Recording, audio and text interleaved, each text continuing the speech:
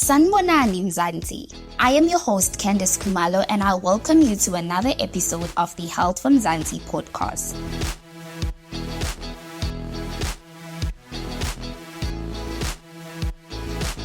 It's still Women's Month where we honor the strength and resilience of women. So in this episode, we speak to Mrs. Natasha Zantsi, who experienced a painful rejection and devastating trauma of rape and HIV diagnosis. But it's precisely in the darkness that she discovered the liberating power of forgiveness and reflects on her journey and how the power of forgiveness sets her free from the darkest, deepest wounds. My name is Nonzozo Natasha Zantsi. I was born and raised in the Eastern Cape in one of the small towns in a dusty village called Banti location. I come from a family of 5, if I may put it that way, because my mother had about 4. But unfortunately, when I was born, according to the story that I received from my adoptive mother, my mother was doing her matric at that year, and my brother was 2 years old when she had me. So my grandfather was like, you are not married and you're bringing more children, so you're not going to bring this one here to this family. So my mother struggled now to find someone that can raise me. When I was 2 years, she then asked casually my adoptive mother to take care of me. There was no formal agreement or whatsoever. It was just a word, just take her. My adoptive mother was married, but her and her husband, which is my adoptive father, were struggling to conceive children. So I became their child until today. Mrs. Zantsi, thank you so much for sharing that. I understand that your journey also includes a traumatic experience of being drugged, raped, and infected with HIV. What happened and how did you cope with the emotional challenges of that? It's a long journey. It's a long story. I was raised by this adoptive family, so there was a lot of challenges within the family. You know, there were a lot of stories and was struggling now to cope with everything else. When I was about to do my high school, then because there was a lot of bullying as well happening at school where other kids would bully me and write about me in the toilets walls and say, that's not your home. You think you better, your home is that one. And my grandparents' home was not a nice home. So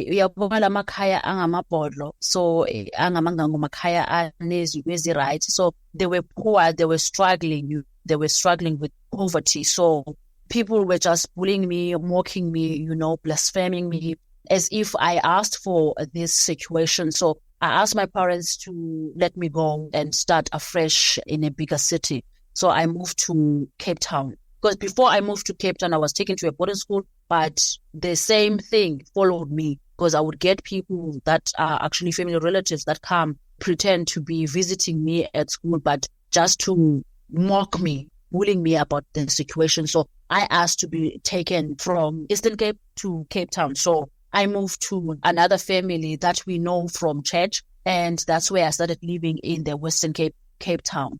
With the incident of rape happened years after I relocated to Cape Town. I think I was 27, somewhere there. And I was like looking for opportunities, working now. I was a little bit older at that time, already had a child. And then when it happened, it was when I had problems in terms of finding a place to stay. There was this lady that happened to be my also relative that helped me to stay with her. But now things changed after a year and a half we've been living with their family because there was just a lot of drama going on within the family where people were just not accepting me as their own because they kept on reminding me that I'm an outsider, even though it was not direct. So now after she chased me out of her house, I had to look for a place to stay. So there was a girl that I was squatting with. We were sharing a room. Now I was struggling to have money to pay rent for this room that we were sharing. So a friend of mine asked me to come and meet up with her in Cape Town for drinks, and she promised to give me money that is going to help me to buy food and also contribute for rent. While we were having fun, she said to me, there's a man that she wants to introduce to me. It's her boyfriend, but she just wants me to check if this is the right man for her. You know, that thing where your friends trust your judgment when it comes to relationships. When somebody comes to you and say, check this man, is he a good man? That kind of a situation.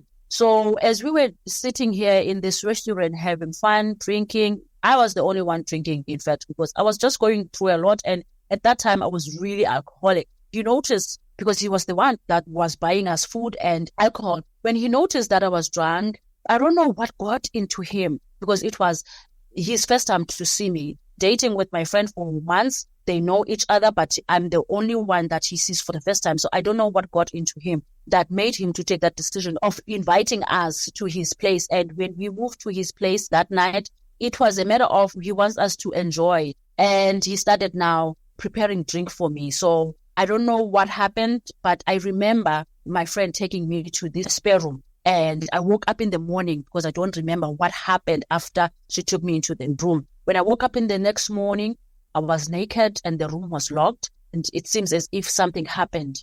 When my friend came to check me, she unlocked the room, meaning the room was locked when I was sleeping there alone. When I asked her, why did you lock the room? She said, no, man, I didn't want you to be taken advantage of, because after I took you here, there were guys that came in that are friends to this man. So I didn't tell her that I feel like something happened to me, but I just showed her that I was naked, and she saw that I was naked and she was shocked, because she said she's the one that actually undressed me and gave me her PJ, to put on, and she covered me and I was safe. It took me time for me to discuss this with her, because I felt, your body, when something happened to you, you can tell. But it was so embarrassing for me to actually go through the whole situation at that time.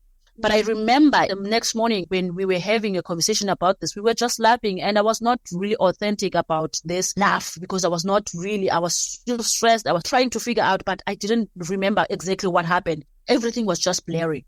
So the next thing, this man came to check us in the room, and he was like, I prepared breakfast for you, and also I can run a bath for you. And I was not sure whether should I take the bath or should I wait. So what happened is that he kept on convincing that it's good to take a bath before you have breakfast. It was just an awkward situation. So I just wanted to let go, of whatever that I don't remember. And I just took the bath. I realized when I was in the bath, after he prepared the bath, it was just so inviting. I jumped in, and as I was inside bathing, can you believe that he came in just to check if I'm bathing? And I was so shocked, because I didn't expect that, because his girlfriend is here, which is my best friend. And why is he coming to the bathroom? But as time goes by, I realized, no, man, he knew what he was doing. Because I'm not sure if it was 2 days, but a couple of days after I left the place, he sent me my pictures on my BBM. At that time, we had Blackberries in 2012. And I don't remember giving him my contacts. I don't remember giving him my PIN, but he sent me these images of myself naked. So he took these images. He took pictures of my private parts. It was so disgusting. First, before he sent me that, he asked a question that was very awkward. He said, why are you not shaving down there? That's so weird. You don't ask someone that, even if you are close to that person, you can't. That's very uncomfortable. It's inappropriate. So when he asked that, I didn't know who he was first. And then I said, who is this? And he said, it's me. He mentioned his name. And I was like, Aibu, where did you get my PIN? And why are you asking me this? Then quickly, he sent me the images. I was like, haha. And my mistake was that I got embarrassed and I deleted the pictures. I said, did you rape me? He said, no, don't even go there.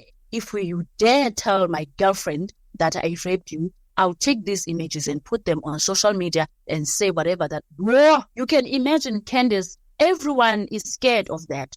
I couldn't speak out. Instead, I just blocked him. And if you have used BlackBerry before, you will understand this. Once you block someone, you lose the whole entire conversation, even the images that you sent on the phone. So there were no pictures on the phone, because I first deleted the pictures and blocked him on my BBM. Then I went to talk to my friends and I said, hey, I think last weekend I got raped. And his wife said, we'll come take you to the police station, open a case, Natasha. I was like, no, I can't, because I don't have evidence and I don't want to go through that trauma of being asked how it happened, because I don't remember.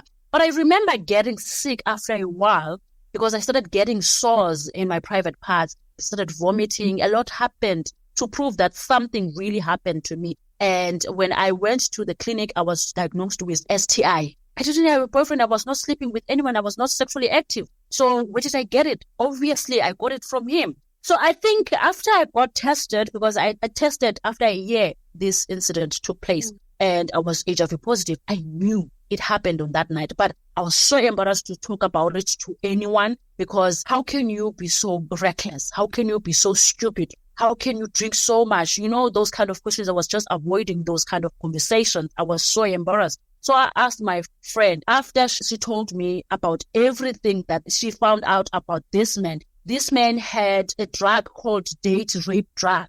And she found a laptop where there were videos of women, many women that he took videos of, and the pictures, nude pictures and sex tapes. And also she found out that this man has multiple relationships and he's got lots of children. This man also on WhatsApp groups where they talk about sex and they're sharing these sexual videos, sex tapes. She found out all that dirt about this man, and she was crying when she was telling me about this. She was like, hey, I don't understand. How could I associate myself with such a man? Then I asked the question. I said, listen, tell me what happened that night. Do you remember when you came into the room, I told you I woke up naked and we laughed about it, but there's something that you don't know about that night, and I want us to think thoroughly. Then she began to explain to me, Uguti, she asked that man before she takes me to bed. She asked that man for painkillers. Listen carefully. This is going to teach someone a lesson, because these people are really dangerous. When you deal with them, they calculate everything. So this man, apparently, when he was giving her the painkillers, it was not painkillers, but it was sleeping tablets. So that when he does this to me, my friend is fast asleep. And then she said to me, after I took those tablets, because she had period pains, you know, she was on a menstrual cycle. So she says to me, this man then gave her the painkillers. And when she took me to the room, she told this man, Okuti, she will lock the room so that I am safe, because I'm too drunk. I don't remember anything. Now, she doesn't want anyone that comes in while we're both sleeping and do whatever, because apparently she knew that this man has a lot of friends, male friends, and they usually come to his place over the weekend. So she was like, I know what's happening in this house, so I want her to be safe. So she locked the room and took the key on the pedestal next to her. So obviously, if my friend is drugged, obviously this man is going to come to me. And this man obviously drugged me when he was preparing the drinks, when he was dashing for me. So he did spark my drink, because the way I don't remember, till today, I have only flashbacks of that day, but I don't remember when I was taken into the room. I only remember when I woke up. So meaning something happened, because I don't have any flashbacks of what happened in that room. It's only that man that knows what happened to that room. And the proof that I have that he did something to me is the fact that he took pictures and videos of me naked. So obviously he did infect me with HIV on purpose. He knew that he was HIV positive, and he did it on purpose, because according to my friend, when she found these sex tapes and these nude pictures, this man was having sex without protection with these multiple women. So that's what happened to me. It happened at a very sensitive season, because I was still going through this pain of being abandoned and rejected by my biological mother, because there was a lot of drama going on and I was depressed. I was taking antidepressants and this happens. Can you imagine how devastated and broken, damaged I was? So I really struggled. Believe me when I tell you, Candace, it took the grace of God for me to come out of that dark hole, because where I was, it was dark. I'm terribly sorry for what you went through, and thank you so much for having the courage to share your experience. I believe that it will help many out there. I also understand that your desire for revenge was palpable. Can you discuss the turning point when you realized that forgiveness was the key to unlocking your progress and freedom? And can you provide some practical advice for our listeners who may be struggling to forgive those who may have caused them harm? Forgiveness was not something new in terms of being a teaching that this is the only solution in whatever that you face in the world. Remember, I come from a background where I have to forgive someone for the decision that they have made. So my adoptive mother, she was I say she was because she passed on in 2019. And my biological mother also died in 2008. So they both passed on. So what happened is that in 2008, before this rape incident happened, I had a discussion with my adoptive mother at home where I was sharing how angry I am with my mother and I didn't want to go to her funeral. And my mother said to me, I keep on telling you, you need to forgive your mother. And you need to understand the power of forgiveness, because if you don't want to forgive anyone that offends you, you are blocking your blessings. That was my mom's teaching. I knew at the back of my mind that I need to forgive, but I didn't want to. I was so resentful. I was really seeking revenge because for me, this was the only way that was going to make me feel better, because I wanted this man to feel how he made me feel, what I felt all these years. You know how difficult it is to find a relationship because you have to explain yourself. Do you know how difficult it is to find yourself all of a sudden now, every day you have to take tablets, ARVs to strengthen your body because all of a sudden now your body is weak, and it's something that you never asked for, but somebody decided to destroy your life like that. As I was struggling with the relationships, I was struggling with friendships, because obviously you have to be transparent sometimes with your friends, because now for your safety as well, you need to explain what are these tablets that you're taking. Nobody wants to go through that. And I'm just sharing minor stuff because there are serious stuff where you don't feel like sharing, but you have to share that you're going through this because psychologically you're not okay, because living with this illness, it's not a child's play. It transforms your life completely. So you need to take a decision to be positive about it or to be negative about it and end up killing yourself. Because I remember at some point I was really suicidal because I hated my life. I hated myself. And I wanted this man to feel what he made me feel. I wanted to find him because at some point, I don't even know where he is. I don't even know he's still alive. I don't know. But I know that there was a time where I wanted to hunt him down. You see this thing that we see on the movies when people hunt someone just to kill them. So I wanted to do the same thing where I just wanted to see them losing their breath. I wanted his blood in my hands. That's how angry I was. That's how resentful I was. It was so deep because now he scarred someone that was already bleeding. It took the grace of God, because the feeling that I'm sharing with you, it's not me. That's what anger does. It does attract demons to come inside of you and take over. I don't know how to say this, but I think God's hand has been stretched upon me, as the word says, his hand is not shortened that it cannot save. Because I do feel like God said, I don't want you to go to that level. I know that you are hurting, but you may not understand what I'm doing, but later you will. I'm saying this because I started praying more for myself. And I remember now finding people coming to help me, because I was struggling even in the workplace, struggling to build friendships, struggling with my colleagues, fighting with just everybody. But there was a time where I just couldn't hide it anymore. And I started speaking out, because I never told anyone about my status, about what happened that night. I started talking. My colleagues started now organizing counseling for me, and the company started helping me. I was working for a financial institution that played a role in terms of me finding healing. And in that process, I remember on my second session of my counseling, my counselor said to me, fortunately, the program that I was in that helped me to take my healing journey actually organized a healing session. And that's where I was asked whether I want someone that is saved, a Christian psychologist. Then I said, yes, I want someone that is a Christian that is going to help, because I'm coming from that background. So that's what I know.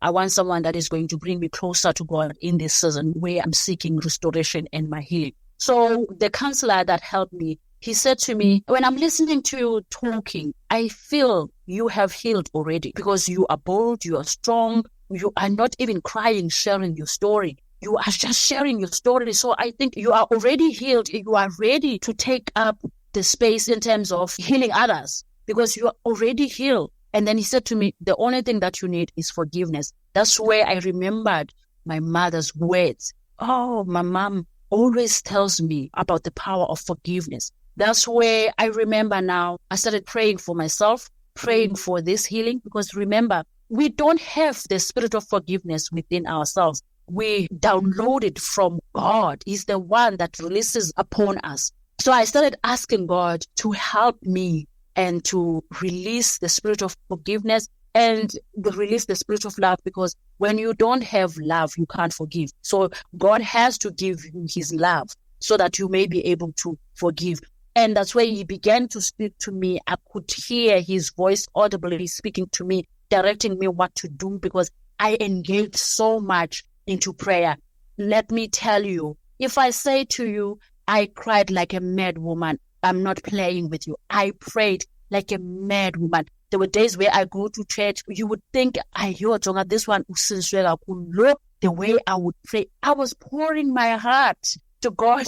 You see those people that cry in the church and roll on the floor praying, and you would think they are filled with the Spirit. I was not filled by no spirit, but I was crying. I was using that moment to pour my broken heart, my bleeding heart to God. And it helped me because I was releasing all this pain, and God heard me. So I got the courage to actually read more of the word, and that's where I found a verse that was saying, vengeance is mine. Because God at that time was dealing with this anger in me where I was just so prepared to kill. And then God said, no, vengeance is mine. And it was shocking to me that to realize that God knows about these things. He knows that we get into this level where we are so upset, we are so angry, we are prepared to kill. But we need to remember that vengeance is his.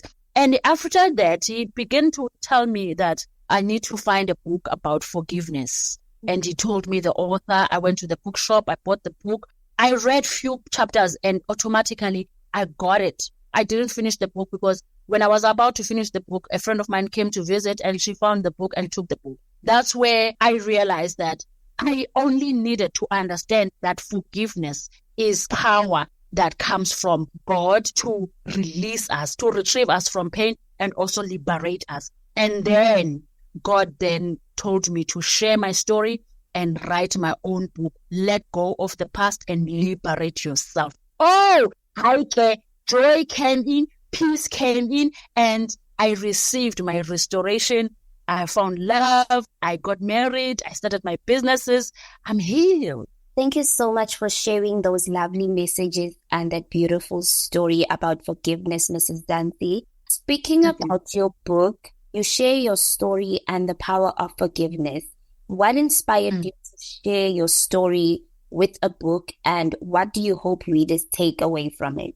I received the instruction from God that I should write a book because it's something that is going to last for decades, for generations to generations, because every day we experience injustice. Therefore, we need to have a reminder that there was somebody like Natasha Zantsi that went through something like this, that managed to come out of it, and she was liberated.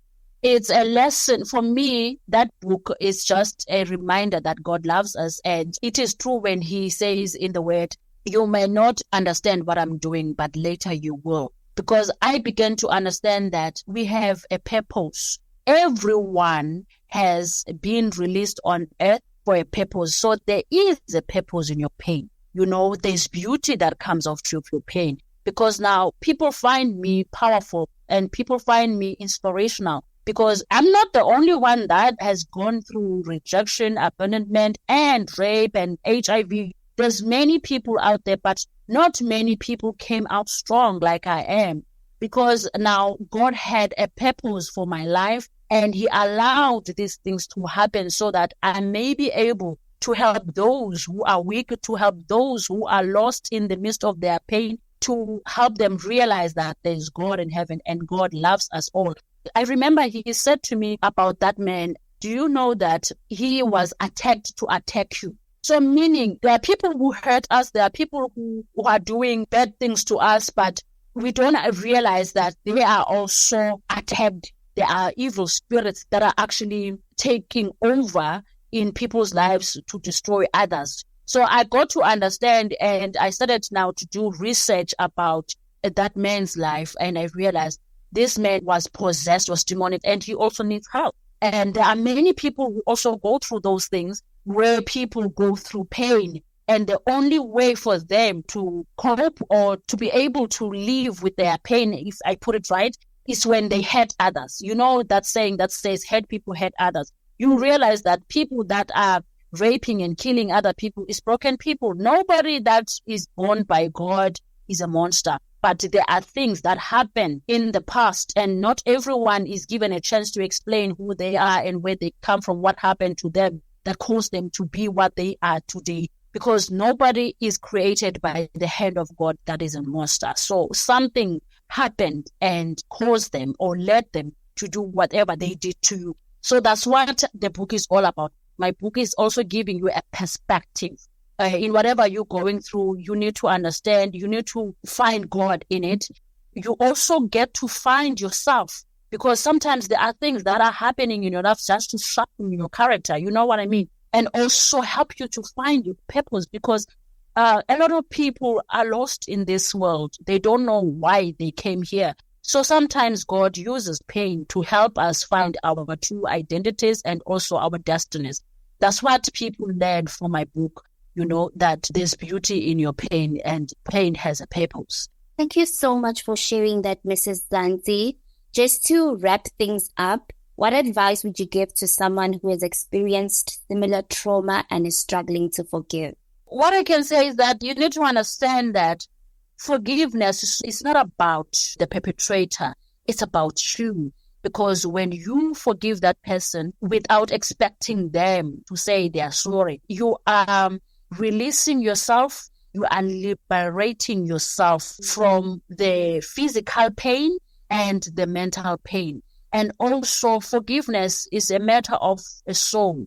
Soul is your mind, because once you control the pain that is in your mind, you control the physical pain, because sometimes there are sicknesses that cannot be cured. You'll find that people are sick. They are getting thinner and thinner, and the doctors are not finding anything, only to realize that this person is struggling with the matters of the heart. It's something in the soul.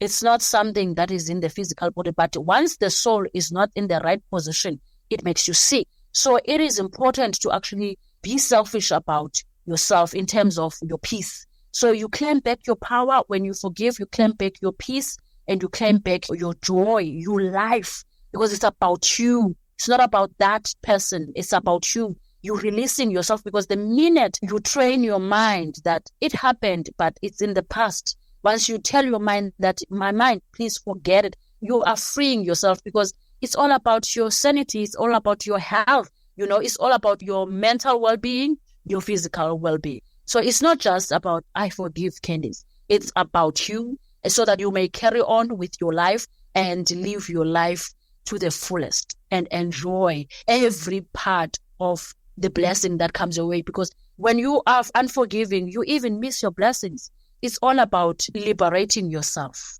It is important. I would just say to a listener out there, it's about you. It is all about your liberation. So it is the key to a joyful life. Thank you for joining this week's episode of the Health from Zantsi podcast. To find out more about being the healthiest version of yourself, visit healthfromzantsi.co.za, or you can send us an email to hello@healthfromzantsi.co.za. This is the Health from Zantsi podcast, and your ears are always invited.